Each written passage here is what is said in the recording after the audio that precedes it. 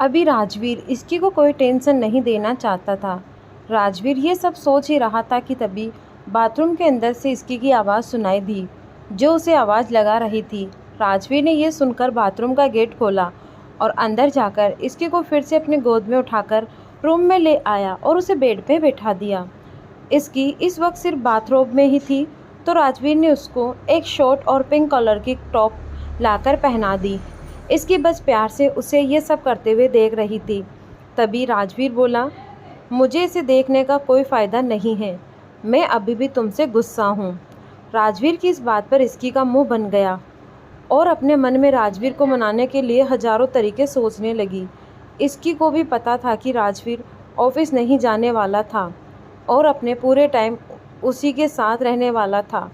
ऐसे इसकी फिर से इस रूम से बाहर नहीं जा पाएगी। इसकी मन में बोली, खास मैंने असाइनमेंट ही कर लिया होता तो इतना सब कुछ नहीं होता ना ही मैम से बचकर भागती और न ही गिरती। इसकी ये सब सोच ही रही थी कि तभी राजवीर की आवाज़ आई। वो बोला, डोंट यू थिंक कि ये सब सोचने में ज़रा सी देर हो चुकी है। राजवीर की बात पर इसके अपने ख्यालों से बाहर आई और उसे देखने लगी, पर उसने कुछ कहा क्योंकि उसे इतने दिनों में ये बात तो समझ आ ही गई थी कि राजवीर इंसान को और उनके मन के विचार को अच्छे से समझ जाता है। इसलिए राजवीर के सामने हमेशा थोड़ा संभल के ही सोचना चाहिए, क्योंकि राजवीर ने पहले कितनी बार इसके के ख्याली पुलाव पकने से पहले ही उस पर पानी डाल दिया था। उधर हॉस्पिटल में कार्तिक ने आज जिद पकड़ रखी थी कि उसे आईसीयू से निकालकर वीआईपी वार्ड में शिफ्ट किया जाए, जिससे रीत बहुत ज़्यादा ही परेशान हो चुकी थी और आखिर में थक हार कर उसने राजवीर को कॉल करके सारी बात बता दी। राजवीर ने सारी बातों को सुना, लेकिन उसे कार्तिक से इस बचकने की उम्मीद नहीं थी। राजवीर कार्तिक से बात करते हुए बोला, ये सब क्या हंगामा मचा रखा है। कार्तिक बोला, यार ये आईसीयू बहुत बेकार है, यहाँ पर ठीक से नींद भी नहीं आती है, पूरे टाइम मशीन से आ रही आवाज़ सुनते रहो। और ये जो तूने डॉक्टर चुना है ना मेरे लिए, वो तो ज़रूर किसी जुर्म का बदला लेने के लिए चुना है तूने। हद है यार, हर वक्त ऑर्डर देती रहती है और जब खुद से कुछ नहीं होता है तो किसी स्कूल के बच्चे की तरह तुझसे शिकायत लगा देती है। कार्तिक बिना रुके अपनी परेशानी के बारे में बोले जा रहा था। अच्छा ठीक है, शांत हो जाओ, मैं आ रहा हूँ। राजवीर ने ये बोलकर अपना फ़ोन रख दिया। फिर अपने आप से बोला, मुझे तो लगता था इसकी से बड़ा ड्रामेबाज कोई नहीं हो सकता है, लेकिन ये तो उससे भी एक कदम आगे है। राजवीर ने अपने रूम में आकर देखा कि इसके बेड पर मूवी देख रही थी, तो राजवीर उसके पास जाकर बोला, मुझे कुछ काम आ गया है तो अभी बाहर जाना पड़ रहा है, तुम यहीं बैठी रहना, अगर कुछ चाहिए हो तो सर्वेंट को बुला लेना, खुद अगर खतरों के खिलाड़ी बनने की कोशिश की तो देख लेना। राजवीर की धमकी सुनने के बाद इसकी जल्दी से अपना सर हाँ में हिलाकर बोली, आप चिंता मत करिए, मैं यहीं रहूँगी। राजवीर बोला, रूम से भी बाहर जाने के बारे में मत सोचना। इसकी ने मुंह बनाकर हाँ कर दिया। राजवीर उसके सिर पर किस करके कार्तिक के पास चला गया। इधर कोमल जी अपने रूम में परेशान होकर घूम रही थी, क्योंकि आज उन्हें एक अनजान नंबर से मैसेज आया था, जिसे पढ़ने के बाद से वो बहुत ज़्यादा ही परेशान हो गई थी। हॉस्पिटल में राजवीर आईसीयू वार्ड के अंदर गया और देखा कि कार्तिक अभी भी गुस्से से बैठा हुआ था। राजवीर उसके पास जाकर बोला, सीरियसली मैंने कभी ये नहीं सोचा था कि तुम कभी ऐसी बचकानी हरकतें भी कर सकते हो। राजवीर की बात सुनकर कार्तिक उसकी तरफ देखकर बोला, सब तेरी वजह से ही हो रहा है, क्या ज़रूरत थी इन सब की, खास करके उस लड़की को मेरे ऑपरेशन के लिए बुलाने की, जो यहाँ मेरी सर्जरी करने नहीं मुझे परेशान करने आई है चुड़ैल। वाट, ये कौन सी लैंग्वेज में बोल रहे हो तुम। खैर छोड़ो, मेरी एक बात कान खोलकर सुन लो, जब तक तुम ठीक नहीं हो जाते और डॉक्टर तुम्हें किसी और वार्ड में शिफ्ट खुद अपनी मर्जी से नहीं करते, तब तक खामोशी से यहीं रहो। फिर राजवीर थोड़ा रुककर बोला, और हाँ, ये बात भूल जाओ कि मैं इन सब में कोई मदद करने आया हूँ। जैसा डॉक्टर रीत बोल रही है वैसा करो तो शायद तुम जल्दी ठीक हो जाओगे, नहीं तो ये बच्चों की तरह नखरे दिखाकर तुम अपने लिए ही परेशानी बढ़ा रहे हो। राजवीर की बात में पॉइंट था जो कार्तिक को भी समझ आ गया था। कार्तिक पहले से ही इस बात को जानता था कि राजवीर कभी भी उसका साथ नहीं देने वाला और उसे दूसरे वार्ड में शिफ्ट करवाने के लिए भी नहीं बोलने वाला। राजवीर कभी भी कार्तिक की तबीयत से रिस्क नहीं लेगा, वो भी तब जब इतना बड़ा खतरा उसके ऊपर से टल गया हो। कार्तिक को यूं खामोश देखकर राजवीर बोला, तुम्हें देखकर पता चल रहा है कि तुम मेरी बातों को अच्छे से समझ गए हो। अच्छा ही है ये तुम्हारे लिए। वैसे भी तुम्हारी फैमिली कुछ खास खुश नहीं है इस बात से कि तुम बच गए हो, तो क्यों उन्हें कोई और मौका दे रहे हो खुशी मनाने का। जल्दी से ठीक होकर अपना बिजनेस संभालो, नहीं तो वो लोग सब खा जाएंगे। कार्तिक अपने परिवार का सबसे बड़ा बेटा था और उसके दादाजी ने अपनी सारी प्रॉपर्टी उसके नाम की थी, ना कि अपने खुद के बेटे के नाम, क्योंकि उन्हें उस पर भरोसा नहीं था। कार्तिक की मॉम और डैड का डिवोर्स बहुत पहले हो गया था और उसके बाद कार्तिक के डैड ने दूसरी शादी कर ली। इस शादी से उन्हें 2 बच्चे हुए, एक लड़का और एक लड़की। कार्तिक की सौतेली माँ अपने बेटे को प्रताप परिवार की सारी प्रॉपर्टी देना चाहती थी, लेकिन वो सभी पहले से ही कार्तिक से नाम हो चुकी थी। अब सभी सिर्फ कार्तिक के मरने की ही राह देख रहे थे। पिछले 5 साल से कार्तिक अपने दुख में डूबा चल रहा गया और इसका फ़ायदा सबसे ज़्यादा उसके सौतेले भाई ने उठाया, जिसका नाम साहिल था।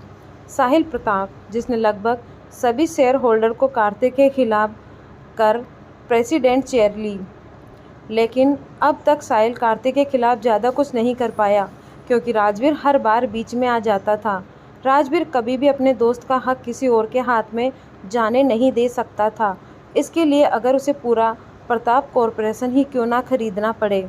राजवीर की बात पर कार्तिक एक फीकी सी हंसी हंसते हुए बोला, जिसके साथ ज़िंदगी ने ही खेल खेला हो उसे अब किसी और से क्या फ़र्क पड़ेगा। राजवीर आराम से बोला, फ़र्क पड़ना चाहिए।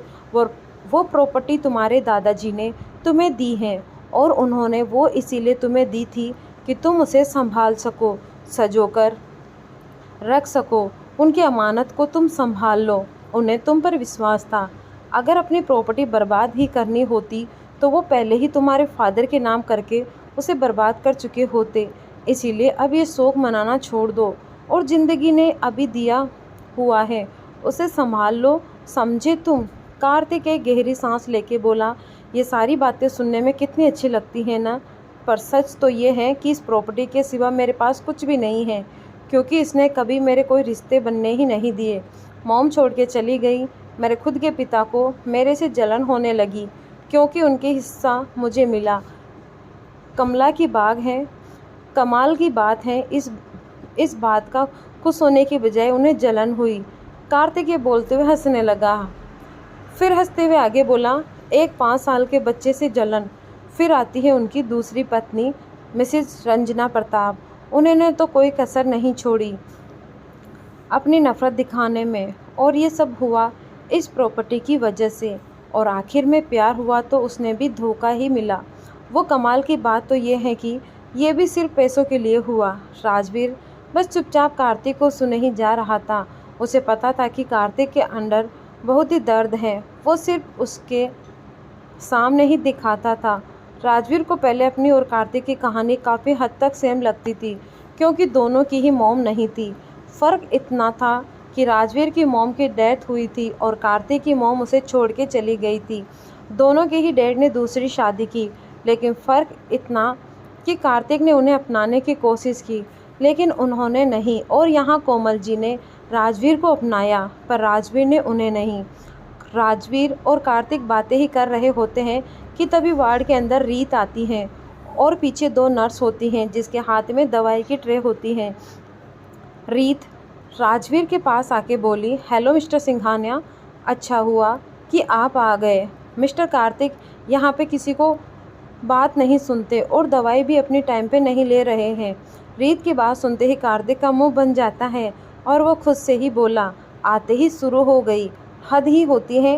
राजवीर कार्तिक की बात को पूरी तरह से इग्नोर करके बोला, डोंट वरी, अब ऐसा कुछ नहीं होगा, आप आराम से ट्रीटमेंट करिए।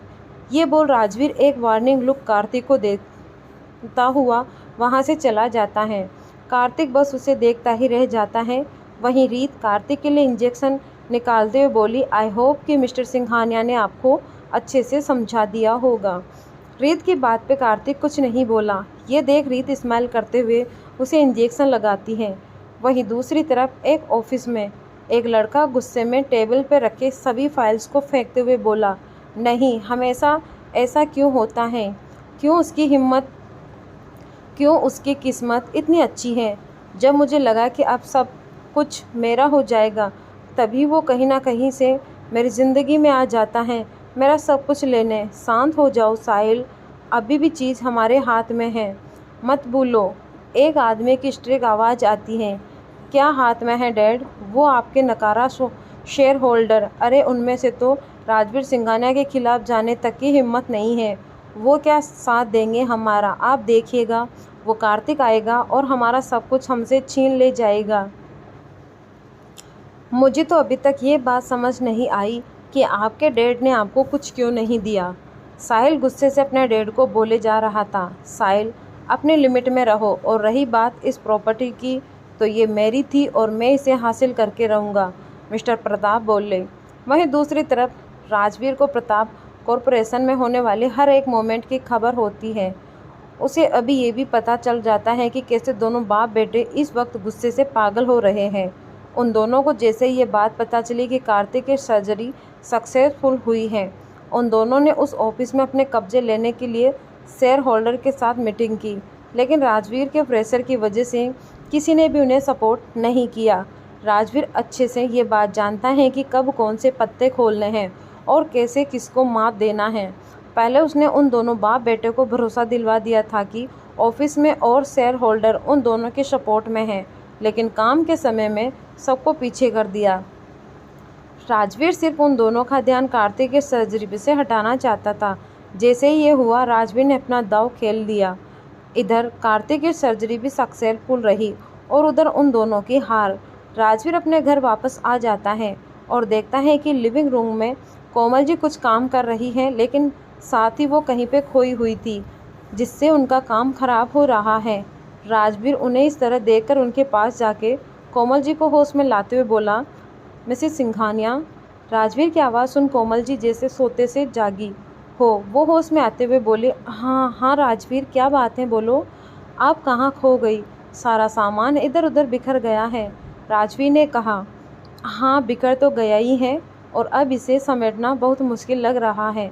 कोमल जी फिर से खोई हुई बोली, मैं मदद कर देता हूँ। राजवीर बोला, ज़मीन पे से सारे गिरे हुए सामान को समेटने लगता है। फिर उसे कोमल जी को दे के बोला, अब ध्यान से करिएगा। ये बोल के वहाँ से चला जाता है। उसे जाता देख कोमल जी अपने मन में बोली, क्या अतीत के उस बिखरे हुए पन्ने को भी समेट लोगे तुम राजवीर? राजवीर वहाँ से सीधा अपने रूम में जाता है और अंदर जाकर उसकी आईब्रो आपस में जुड़ जाती है। फिर राजवीर अंदर जाके बोला, ये क्या है इसकी? तुम अभी तक मूवीज ही देख रही हो? राजवीर की आवाज़ से इसकी डर जाती है। फिर अपने दिल पे हाथ रख के बोली, ओ गॉड राजवीर, ऐसे कोई किसी को डराता है क्या भला? और मैं मूवी न देखूं तो क्या करूं भला? एक तो आपने मुझे इस रूम से में बंद करके रखा है, बाहर नहीं जाने दे रहे, इवन खुद से चलने तक नहीं दे रहे हैं कि बाथरूम भी जा सकूं, और अब खुद मुझे छोड़कर चले दिए। और मैं मासूम बच्ची भला रूम में अकेले क्या करती? इसकी की बात पे राजवीर उसके पास आते हुए बोला, अच्छा जी, मासूम बच्ची, बिल्कुल कोई शक नहीं है आपको? इसकी ने कहा, बिल्कुल भी नहीं। तो आप मुझे ये बताइए कि इस मासूम बच्ची को ये ड्रामेबाजी किसने सिखाया है, जो इतने सारी भारी भरकम डायलॉग दिए जा रही हो? राजवीर ने कहा, किसी ने नहीं, अब चुप रहिए और मुझे मूवी एंजॉय करने दीजिए, इसकी ने कहा। राजवीर इसकी को देखता है, जो मज़े में पूरे बेड पे फैल के रूम में अंधेरा करके प्रोजेक्टर पे मूवी देख रही होती है। राजवीर का रूम इस वक्त किसी सिनेमा हॉल से कम नहीं लग रहा होता है। और इतना ही नहीं, इसकी ने बहुत सारे चिप्स के पैकेट बेड पर फैलाए हुए थे और साथ ही कोल्ड ड्रिंक भी। ये सब देख राजवीर का परेशान होना तो लाजमी है।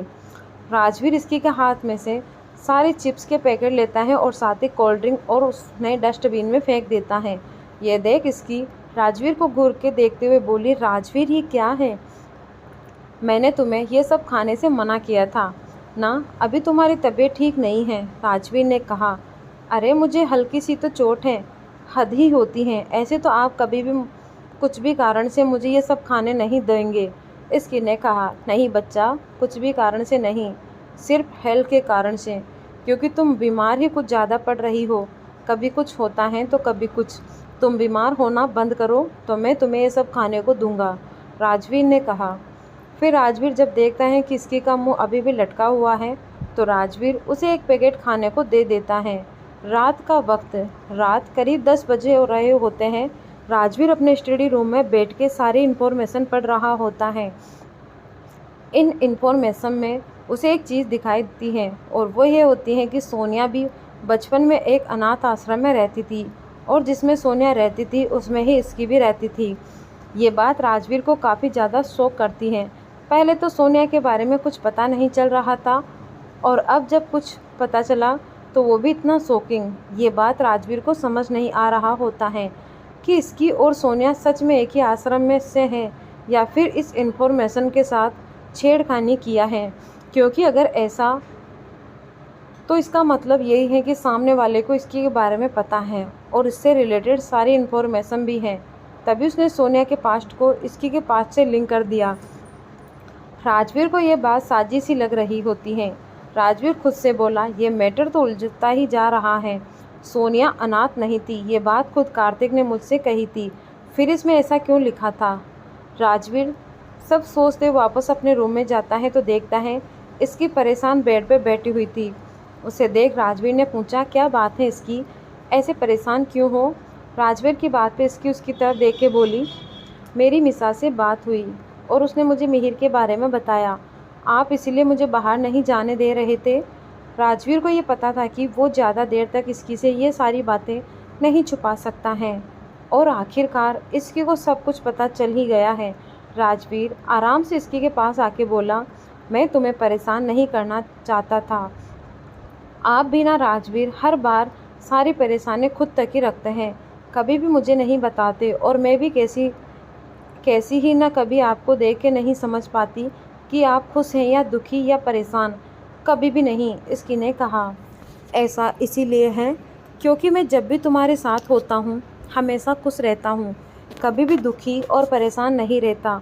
और रही बात तुम्हें बताने की तो इसकी कभी तुम्हें ज़रूरत नहीं लगी, क्योंकि कोई भी परेशानी इतनी बड़ी नहीं है जो हमारी खुशियों के बीच आ जाए।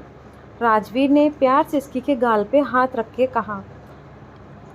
इसकी राजवीर के गले लग के बोली, पर आपको कभी तो मुझसे कुछ शेयर करना चाहिए और इस मिहिर को तो मैं नहीं छोड़ूंगी। राजवीर हंसते हुए बोला, पहले तुम तो ठीक हो जाओ, चलने लायक तो हो नहीं अभी। बहुत जल्द ठीक हो जाऊंगी, फिर जाके उसके दांत तोड़ूंगी, इसकी ने कहा। राजवीर इसकी को सोने के लिए बोलता है लेकिन इसकी उसके बिना नहीं सोती है, इसीलिए राजवीर भी इसकी के साथ सो जाता है। नेक्स्ट डे राजवीर रेडी हो रहा था ऑफिस जाने के लिए, तभी इसकी नींद से उठ के बोली, ये अच्छी बात नहीं है आप छोड़ के जा रहे हो, 2 दिन तक तुम्हारे साथ ही तो था, अब ऑफिस जाना पड़ेगा, काम भी तो करना है। राजवीर ने कहा, तो मुझे भी अपने साथ ले चलिए, इसकी ने कहा। ये सुन राजवीर को भी ये बात सही लगता है और वो इसकी को रेडी करके अपने साथ ऑफिस लेके चला जाता है। इधर रूही के रूम में रूही सो रही होती है और समर भी ऑफिस के लिए रेडी हो रहा होता है। तभी रूही का फ़ोन बजता है और वो उठ जाती है, लेकिन जैसे ही उसकी आंख खुलती है उसकी नज़र समर पे जाती है जो अभी अपनी शर्ट पहन रहा होता है। रूही एक टक बस उसकी मस्कुलर बॉडी। समर को जब ये बात पता चलती है तो वो रूही की तरफ देखता है, लेकिन रूही को इस बात का होश नहीं रहता। इस पर समर हंसने लगता है और उसके पास आके बोला, निहारना हो गया। रूही समर की बात सुन के एकदम से होश में आती है और उसे देखती है जो उसके बहुत करीब आ गया था। उसे देख रूही को शर्म आने लगती है और रूही अपनी आंखें नीची कर लेती है। रूही को ऐसा करता देख समर उसके सिर पे किस करके बोला, अभी मुझे ऑफिस जाना है, इन सब के बारे में हम रात को सोचते हैं। ये सुन के समर रूही के ऊपर से हट जाता है और रेडी होकर ऑफिस के लिए निकल जाता है। रूही को तो अभी भी जैसे समर की बात सुन के होश नहीं आया था और एक तक उस तरफ ही देख रही थी जहाँ से समर गया था। रूही का दिल बहुत ज़ोर से धड़क रहा था। उसे शांत करके बोली, ये क्या हो रहा है मुझे। रूही को खुद भी नहीं पता चलता है, लेकिन उसे धीरे धीरे समर से प्यार होने लगा था। वो और दिल को ये बात पहले ही पता चल जाता है। इसीलिए तो जब भी वो अपने प्यार को सामने देखता है, बुलेट ट्रेन से भी स्पीड से चलने लगता है। आज इसकी बहुत टाइम के बाद राजवीर के साथ ऑफिस आई थी। इसकी आराम से जाके राजवीर के केबिन के सोफे पे बैठ जाती हैं और राजवीर भी अपने काम में लग जाता है। तभी उसके केबिन में प्री डिपार्टमेंट की मैनेजर आती हैं, जो कि प्रिया होती हैं। प्रिया इसकी की मैनेजर थी जब वो पहले यहाँ इंटर्नशिप करती थी और इसकी से दोस्ती भी किया था, लेकिन बाद में जब प्रिया ने राजवीर के खिलाफ कहा तो इसकी ने उसे अच्छा खासा सुना दिया था। प्रिया को देख इसकी को सारी बातें याद आती हैं, लेकिन वो कुछ रिएक्ट नहीं करती है। प्रिया भी इसकी को देखती है पर राजवीर की वजह से उससे बात नहीं कर पाती है। इसकी को यहाँ राजवीर के केबिन में देखना शॉकिंग तो था ही, लेकिन प्रिया के लिए नहीं, क्योंकि उसे पता चल गया था कि इसकी और राजवीर रिलेशन में हैं, तो इसकी का यहाँ आना कोई बड़ी बात नहीं है। पर हमेशा की तरह प्रिया को ये देख अच्छा नहीं लगता है। वहीं इसकी जब प्रिया की आंखों के बदलते हुए एक्सप्रेशन देखती है तो वो अपने मन में सोचती है, मुझे हमेशा से लगता था कि प्रिया राजवीर को पसंद करती है, और देखी उसका उतरा हुआ चेहरा साफ साफ ये बता रहा है। अच्छा हुआ आज मैं राजवीर के साथ आ गई। राजवीर बहुत देर से इसकी को देख रहा होता है और साथ ही उसके फेस पे आ रहे सभी एक्सप्रेशन को भी नोटिस कर रहा होता है। प्रिया के जाने के बाद राजवीर ने उससे कहा, इसकी क्यों ऐसे गुस्से में उसे देख रही थी। इसकी राजवीर की बात पे कुछ नहीं बोलती हैं और वापस अपने फ़ोन में कुछ करने लग जाती हैं। राजवीर हंसने लगता है, फिर वो भी काम करने लगता है। तंस के ऑफिस में तंस अपने केबिन में बैठा हुआ था और अपने फ़ोन में एक सीसीटीवी फुटेज देख रहा था। जैसे जैसे वो उस फुटेज देख रहा था वैसे वैसे उसका गुस्सा बढ़ते जा रहा था, क्योंकि वो फुटेज राजवीर के ऑफिस के पार्किंग था, जिसमें साफ दिख रहा था कि इसकी राजवीर के साथ कार के बाहर आई, वो भी राजवीर के काफ़ी करीब थी और राजवीर ने उसे सपोर्ट दिया हुआ था। तंस ये सब देख रहा था, तभी देव अंदर आके बोला, सर अब तक तो आपने वीडियो देख ही लिया होगा, तो अब मुझे लगता है कि राजवीर सिंघानिया और इसकी मैम में कुछ तो रिश्ता है, क्योंकि सिर्फ इस वजह से ही इसकी मैम उनकी बहन की फ्रेंड है। कोई इस तरह से उनके साथ बिहेव नहीं करेगा। तंस देव की तरफ देखे बोला, उनमें क्या रिश्ता है ये मुझे भी समझ आ रहा है, तुम्हें ज़्यादा एक्सप्लेन करने की कोई ज़रूरत नहीं है। तंस तो वो वीडियो देख पहले ही बहुत गुस्से में होता है और अब ये देव का बोलना जैसे जले पे नमक का काम कर रहा होता है। तंस को पहले ही इस बात पे शक हो गया था कि राजवीर को इसकी के बीच में कुछ है, क्योंकि उसने बहुत कोशिश की लेकिन इसकी के बीएफ के बारे में उसे नहीं पता चला। इसका मतलब साफ है कि वो कोई वाम आदमी नहीं है। वो इसकी अभी राजवीर के घर में रहती हैं, तो इस बात के चांसेस भी बहुत ज़्यादा ही थे और यही हुआ। तंस के इन्वेस्टिगेशन से यही पता चला कि ज़रूर राजवीर और इसकी में कोई रिलेशन है। उसने आज तक राजवीर को कभी किसी और लड़की के साथ नहीं देखा था, यहाँ तक कि राजवीर कभी अपनी फैमिली मेम्बर के साथ भी नहीं दिखा। तंस को राजवीर के ऊपर शक हुआ और आज उसका शक जाके यकीन में बदल गया। लेकिन अचानक तंस के दिमाग में कुछ आया और वो सोचते हुए खुद से बोला, इसका मतलब राजवीर को मेरे बारे में पता है, तभी तो उस दिन वो गिफ्ट भेजा था। तंस अब ये सोचने से खुद को नहीं रोक सका था, क्योंकि राजवीर को उसके बारे में पहले से ही पता था। इसीलिए तो तंस को इसकी से रिलेटेड इन्फॉर्मेशन ज़्यादा नहीं मिली थी, क्योंकि राजवीर ने पहले ही वो सब हाइड करवा दिया होगा और तंस के हाथ सिर्फ उतनी ही इन्फॉर्मेशन लगी जितनी राजवीर चाहता था। तंस ये सब सोच रहा था। वहीं दूसरी तरफ प्रताप कॉरपोरेशन में साहिल अपने केबिन में गुस्से में बैठा हुआ था, क्योंकि आज एक प्रोजेक्ट उसके हाथ से निकल गया। उसे इस बात का बहुत गुस्सा था, लेकिन पहली बार नहीं जब उसके हाथ से प्रोजेक्ट निकला था। पर तो ऑफिस के अंदर भी लोग उसकी काबिलियत पर शक करने लगे। एक के बाद एक प्रोजेक्ट का निकलना ये ठीक नहीं है उसके लिए, वो भी इस वक्त जब कार्तिक ठीक हो चुका है और वो कभी भी ऑफिस टेक ओवर कर लेगा। ऐसे में साहिल को अपनी नींव मजबूत रखनी चाहिए, पर उसके हाथ से प्रोजेक्ट ही निकलते जा रहे हैं। इस बात के गुस्से में आके साहिल अपने टेबल पे रखे हुए सामान को गुस्से से नीचे फेंक देता है। ऐसा मेरे साथ ही क्यों हो रहा है? सच कहते हैं जब किस्मत खराब होना तब उठ पे भी बैठे इंसान को कुत्ता काट जाता है। साहिल गुस्से में खुद से कहता है। तभी साहिल के केबिन का डोर खुलता है और एक लड़की अंदर आते हुए बोली, रिलैक्स बेबी, इन छोटी छोटी बातों से कुछ नहीं होता है। साहिल आवाज़ की दिशा में देखता है। वहाँ पे जो लड़की थी उसने शॉर्ट एक पीस ड्रेस पहनी हुई थी और फेस पे मेकअप था जो काफ़ी स्टाइलिश लुक दे रहा था। वो लड़की चल के अंदर आते हुए साहिल के पास जाके उसके गले से लगा के बोली, इट्स ओके, बिजनेस में ये तो सब लगा रहता है, लेकिन तुम अपना मैं फोकस मत भूलो। और तो और कार्तिक को अपने रास्ते से हटाने का मुझे अच्छे से पता है मेरा क्या फ़ोकस है, लेकिन तुम यहाँ क्यों आई हो? मैंने तुम्हें कितनी बार ऑफिस में आने से मना किया है। साहिल ने उस लड़की को खुद से अलग करते हुए कहा, मुझे पता है कि तुम नहीं चाहते हो कि मैं ऑफिस आऊँ, लेकिन मैं करती भी क्या? मैंने तुम्हें कितने कॉल किए थे पर तुम्हें एक का भी आंसर नहीं दिया। और तो और 2 दिन से घर भी नहीं आ रहे थे। मुझे तुम्हारी याद आ रही थी। उस लड़की ने शिकायत करते हुए कहा, मैं अगर नहीं आ रहा था तो इसका मतलब ये ना कि मैं बिजी हूँ, फिर तुम क्यों आ गई? तुम्हें अच्छे से पता है ना, मॉम डैड को ये पसंद नहीं है। साहिल ने कहा, उन्हें तो मैं भी पसंद नहीं हूँ, पर मैं भी क्या करूँ? प्यार करती हूँ तुमसे, इसीलिए खुद को रोक नहीं पाती हूँ तुम्हारे पास आने से। और यहाँ आके तुमसे ये सब सुनना, मुझे पता है मुझे कितना हर्ट होता है, पर तुम्हें मुझसे कोई फ़र्क नहीं पड़ता है। सिर्फ अपने दिल को और अपनी ज़रूरत पूरी करने मेरे पास आते हो। उस लड़की ने दुखी होते हुए कहा, काव्या, ऐसा नहीं है, मैं भी तुमसे प्यार करता हूँ और तुम जानती हो अभी सिचुएशन कैसी है। वो कार्तिक भी बच गया है और इस प्रॉपर्टी का पता नहीं किसके हवाले जाएगा। और तो और सारे प्रोजेक्ट भी एक एक करके हाथ से निकल रहे हैं। तो मैं क्या करूं? तुम दुखी मत हो, एक बार ये सब ठीक हो जाने दो, फिर मैं तुम्हें कभी कोई शिकायत का मौका नहीं दूंगा। लेकिन अभी के लिए तुम यहाँ से जाओ, मैं खुद आज रात घर आ जाऊँगा।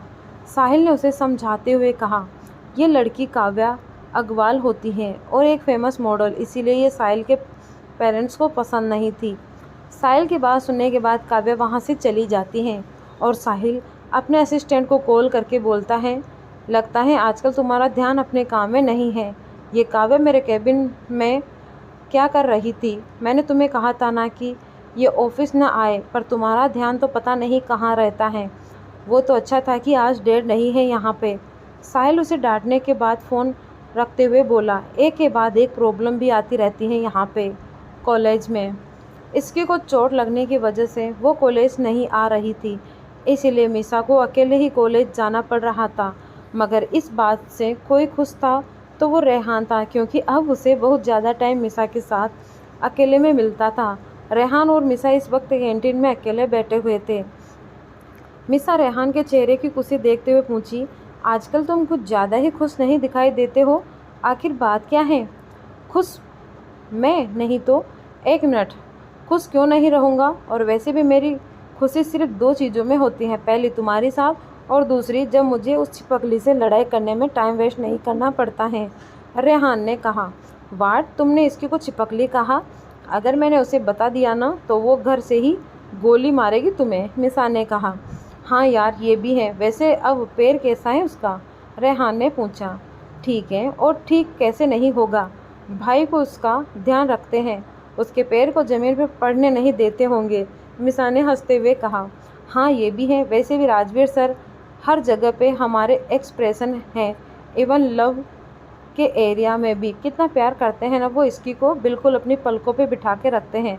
रेहान ने कहा, हाँ और अच्छा भी है। वैसे भी इसकी को बचपन से कहाँ किसी का प्यार मिला है, शायद इसीलिए अब उसकी ज़िंदगी में इतना सारा प्यार है। मिसा ने कहा। रेहान मिसा का हाथ पकड़ लेता है और उसे बोला, आज कहीं चले घूमने? वैसे भी जब एक ही लेक्चर बचा है। मिसा रेहान की बात सुन उसे मना नहीं कर पाती है, क्योंकि रेहान जुड़ा उसे कभी कुछ नहीं मांगता था। वो हमेशा से ही मिसा की खुशियों का ध्यान रखता था और कभी कुछ ऐसा नहीं करता जो मिसा को हर्ट करे। वो कभी मिसा के ज़्यादा करीब नहीं गया था, क्योंकि वो जब भी वैसा करता तब मिसा के अतीत के दर्दनाक पल उसकी आंखों के सामने होते थे और वो पैनिक हो जाती हैं। इस बात का दुख मिसा को भी होता है कि वो कभी रेहान के लिए ज़्यादा कुछ नहीं कर पाती। जब भी वो हमेशा उसे खुश करने में लगा रहता है, कभी कुछ ऐसी डिमांड नहीं करता जो मिसा को तकलीफ़ दे। शायद इसी को सच्चा प्यार बोलते हैं। दोपहर के करीब 2 बज रहे होते हैं और इसकी राजवीर के केबिन में बैठी बैठी बोर हो चुकी होती है, क्योंकि राजवीर पूरा समय अपने काम में डूबा हुआ था और इसकी फ़ोन चलाते चलाते बहुत ज़्यादा ही बोर हो चुकी थी। इसकी अपने फ़ोन को साइड में रख के राजवीर के पास जाके बोली, राजवीर, मैं बहुत बोर हो रही हूँ, तो मूवी देख लो अच्छी सी। राजवीर ने कहा, कितनी मूवी देखूँ? तभी से मूवी ही देख रही थी, अब तो मूवी देख के भी बोर हो चुकी हूँ, इसकी ने कहा। इस पर राजवीर ने अपना ध्यान लैपटॉप से हटा के इसकी को देखा, जो बहुत इरिटेट लग रही थी। राजवीर इसकी का हाथ पकड़कर उसे अपनी गोद में बिठाते हुए बोला, ये बात बोलने के लिए तुम यहाँ तक चल के क्यों आई? तो क्या करती, आप मेरी तरफ देख ही नहीं रहे थे, पूरे टाइम अपने इस लैपटॉप में घुसे हुए थे, आपको मेरा ध्यान ही नहीं रहा, इसकी ने ड्रामा करते हुए कहा। अच्छा बाबा, इतना ड्रामा करने की ज़रूरत नहीं है, लेकिन अभी तुम चलो मत, पैर में प्रेशर आएगा, राजवीर ने ये कहा। उसके बाद इसकी को गले लगा के उसके सिर को सहलाते हुए कहा, कुछ देर के लिए सो जाओ। राजवीर इसकी को पीठ को थपथपाने लगा। थोड़ी देर में इसकी को नींद आ गई और वो सो गई। जैसे ही राजवीर ने देखा कि इसकी सो चुकी हैं, वो उसे उठा के अपने अटैच रूम में ले गया और सुला दिया।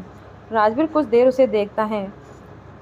इसकी उसके लिए सबसे ज़्यादा सुकून है, जिसे जितनी राजवीर ने देख ले उसका मन ही नहीं भरता और देख देख के उसे सुकून ही मिलता है। राजवीर वापस अपने केबिन में आके काम करता है। तभी समर केबिन में आके बोला, सर, तंज के हाथ में पार्किंग की सीसीटीवी फुटेज लग गई है। इसका मतलब साफ है कि उसे आपके और मैम के बारे में पता चल गया है। कोई बात नहीं, ये तो एक तरह से अच्छा ही हुआ, अब देखते ही वो क्या करता है, राजवीर ने कहा। हाँ, बट इस सीसीटीवी के साथ ज़्यादा से ज़्यादा ये पता चल पाएगा कि आप दोनों किसी रिलेशन में हैं, वो भी तब अगर उससे पहले से इस बात पे शक हुआ हो तो, समर ने कहा। राजवीर कुछ सोचने लग जाता है और समर को कोई काम बोल के खुद ही दोबारा बिजी हो जाता है। वहीं दूसरी तरफ रेहान और मिसा दोनों मूवी देखने आए थे। दोनों मूवी एंजॉय कर रहे थे।